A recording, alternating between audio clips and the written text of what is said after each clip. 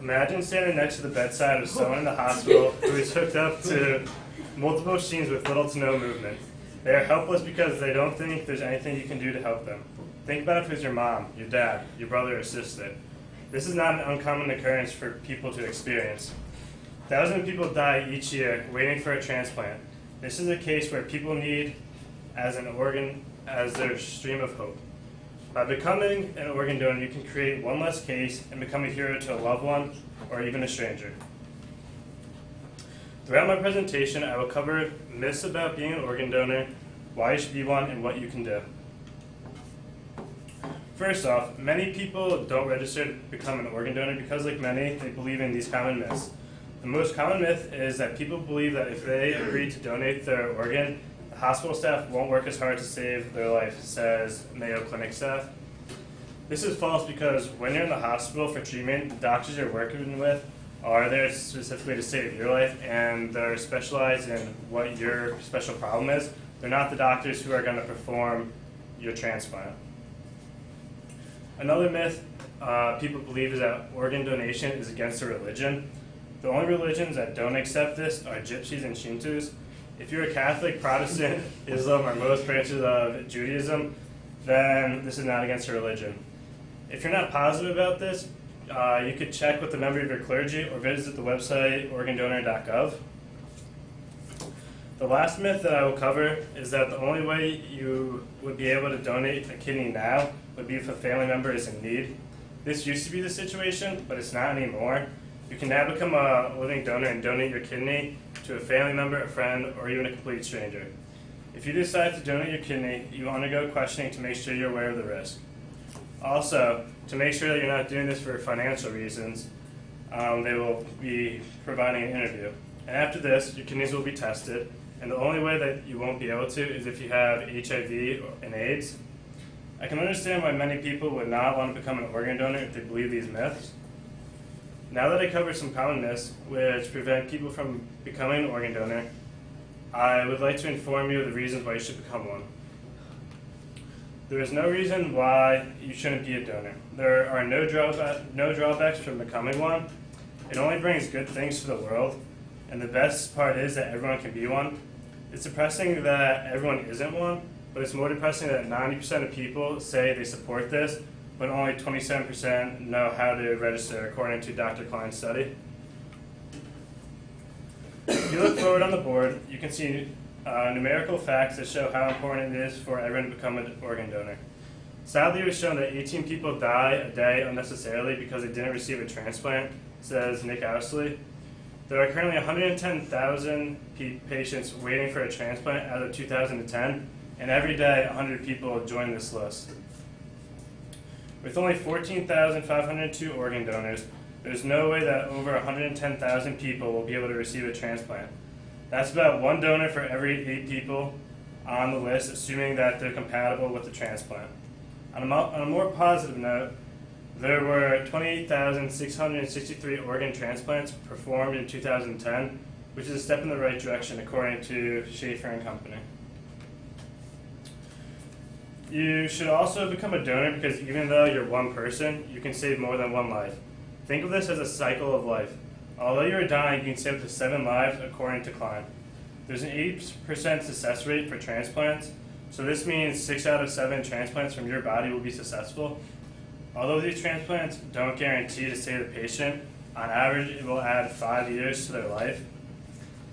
As college students, 5 years may not seem like a lot, but imagine if you were a kid and you were told you only had 2 weeks to live. These extra 5 years would make a huge difference. One of the main reasons everyone should be a donor is because not only can you be a living donor, but your organs could be donated after you're deceased.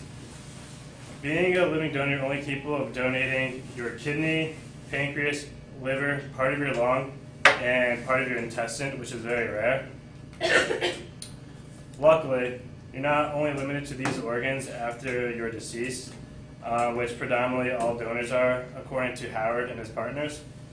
With more options, you can have your kidneys, heart, lungs, liver, pancreas, skin, bone, ligaments, tendons, veins, all donated. For all of you who are concerned about not being able to have an open casket at your funeral, don't be. After the organs are taken out, your body will be prepared so you can still have an open casket. In addition, don't let your age or health get in the way. Even if you're a smoker or a drinker, this doesn't matter. Yes, your lungs and liver may not be donated, but there's still other parts of your body that could be donated. Once you are deceased and eligible, an eligible person will look at your body and say what organs are capable of being donated. There's a strong chance that at least one of your organs can be used. As you can see, there are many reasons why you should become a donor. With that being said, I bet many of you are wondering what you can do in order to make a difference. Everyone can make a difference, regardless of donating an organ or not. It's very easy to register to become an organ donor. Every time you renew your license, you can just sign the back of it, and it takes a matter of seconds. Also, if your license doesn't expire for a while, there are alternative steps. Just go to www.organdonor.gov, select your state, and register. While registering, if you have any problems with specific organs being donated, you could check off that you don't want them today. You'll get a confirmation email, which you can send to your family and friends, awareing them that you've registered. A couple of weeks, you'll get your organ donor card sent to you in the mail, which you should carry with you at all times. If this seems like too much of a hassle, you can just print out a donor card off the website and put it on your wallet. And this is what the donor card looks like.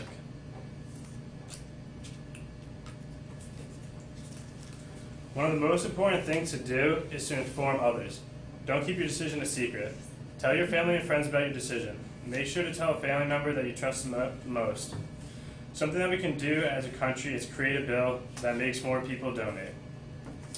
The UK passed a bill that says, a person who has not during his lifetime registered an objection to his body or any specified part of his body being donated for transplantation after his death, it shall be presumed that he consented to such a donation, according to Lisa Cherkasky.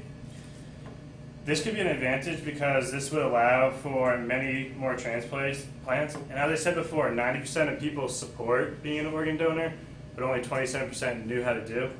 So this would allow more organs to be donated. And there are a few limitations to this. If you're the spouse or partner and they strongly felt against this, they wouldn't go against your will. Even if you don't become an organ donor, you can persuade others. Let other people know what they can do to make a difference. Tell them how appreciative other people would be. Before I wrap up, I will show you a clip.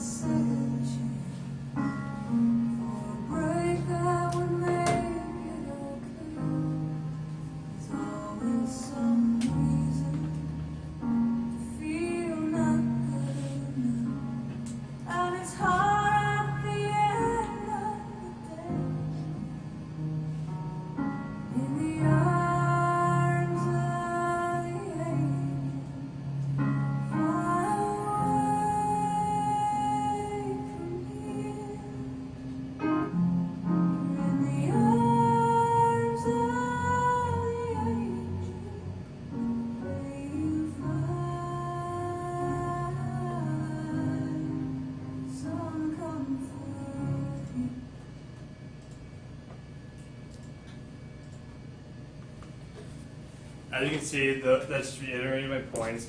Many people are on the list and still are waiting for it, for the day for them to get one. This can make a huge difference for them and change many lives. In conclusion, I urge you to go and sign up today. Throughout this presentation, I presented you myths that affect people from signing up. I gave you multiple reasons why you should sign up, and I also gave you steps on what you could do to become one. I hope you are convinced that this is a good cause that you would want to partake in. Don't just do it for yourself. Be that hero that a stranger may be looking for, or better yet, a loved one.